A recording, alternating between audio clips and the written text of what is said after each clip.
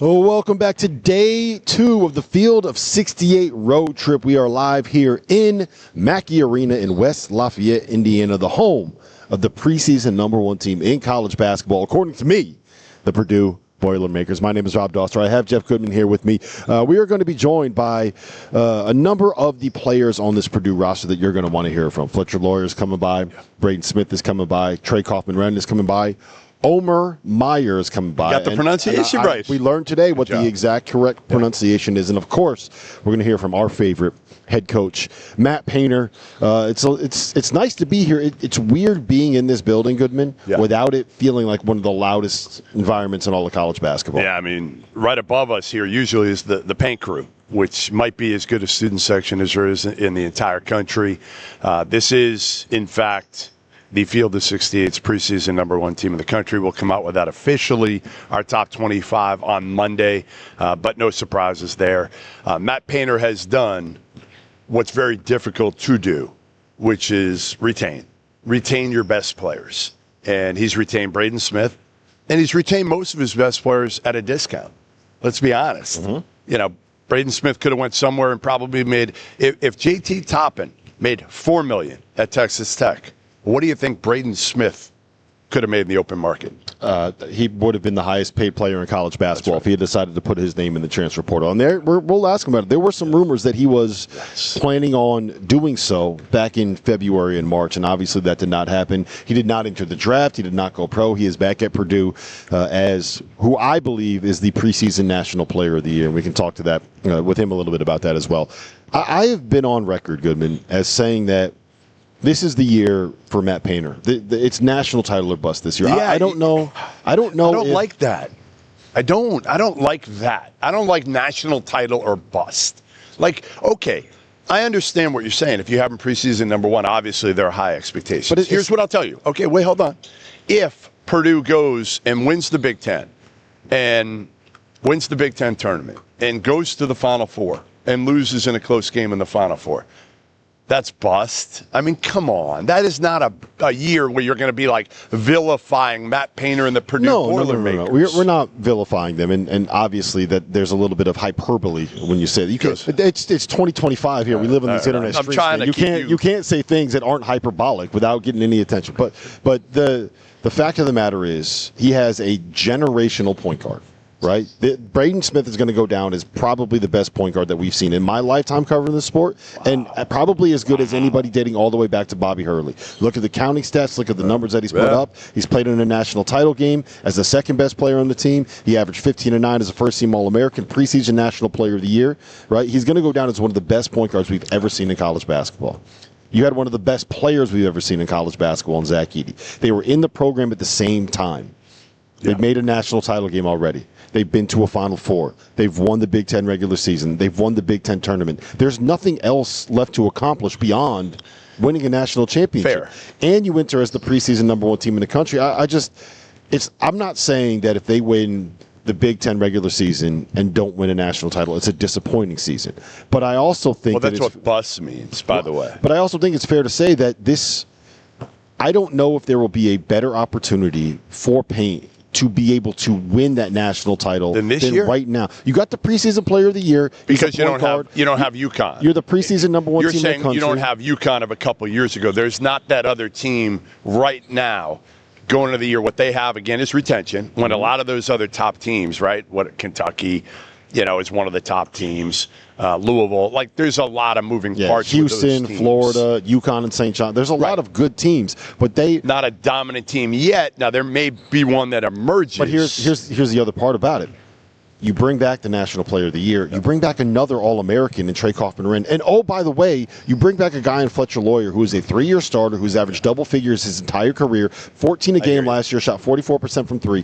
And this is the biggest thing for me. And I'm going to look directly into the camera when I say this because the void that they had last season was rim protection defensively and the ability to clean up on the glass. They went from being the best rebounding team in the country with Zach Edey in his senior year to being a team that ranked outside the top 150 in both offensive and defensive rebounding percentage. They went from being a team that was one of the best at 2-point field goal percentage defense with a high block rate to being a team that ranked 358th out of 363 teams in block rate and ranked 330-something in defensive 2-point field goal percentage. You know what they did this offseason? Yeah. They went out and they got Oscar Clough. Big Oscar. 6'11", averaged 17 and 13 last year, and they bring back 7'4" Daniel Jacobson.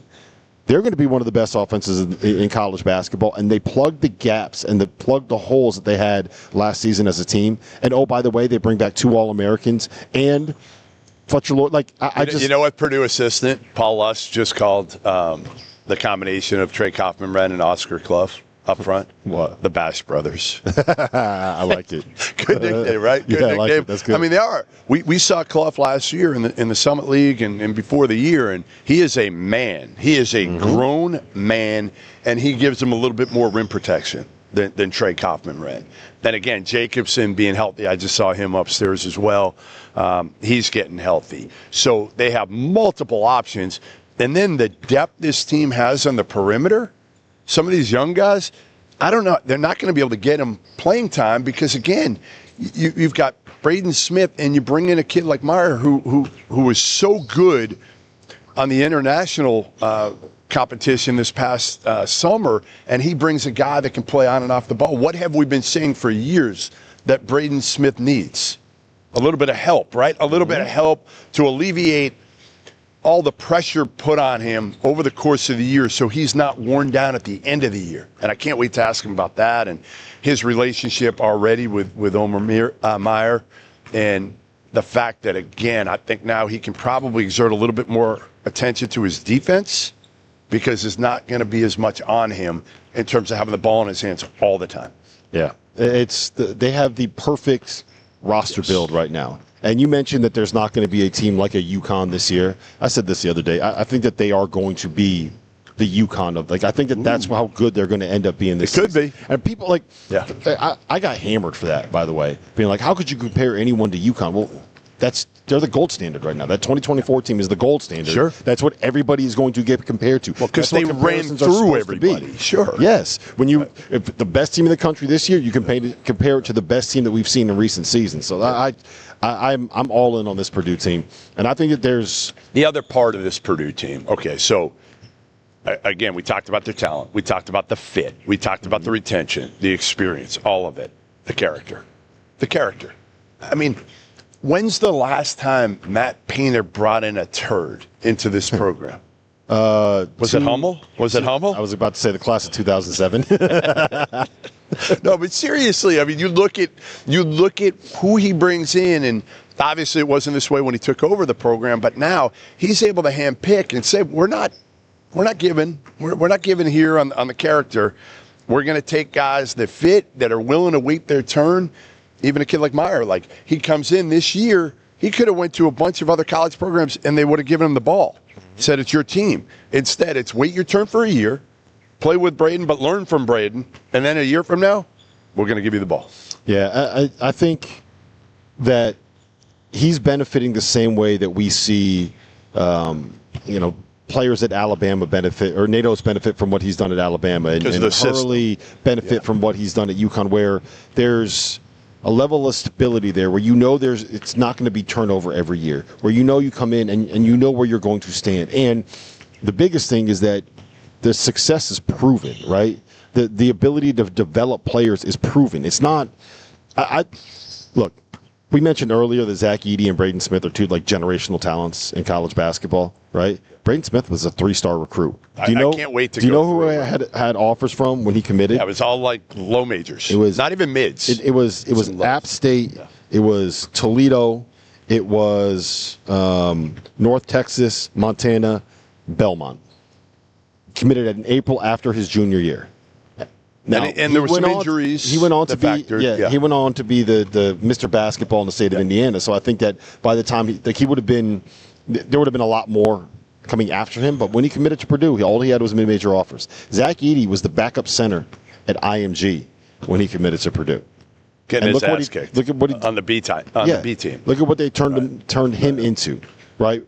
I think the biggest recruiting chip that Matt Painter has is when he says, come here for a year and we will turn you into a great player. Look at what happened to the guys that have come here for a year and waited a year to play. And there's not a lot of distractions here also. Are you saying West Lafayette is boring? I'm not saying it's boring. I'm just saying it's about ball. Yep. It's about ball. You're not having the same level of distractions that you may have, in other programs.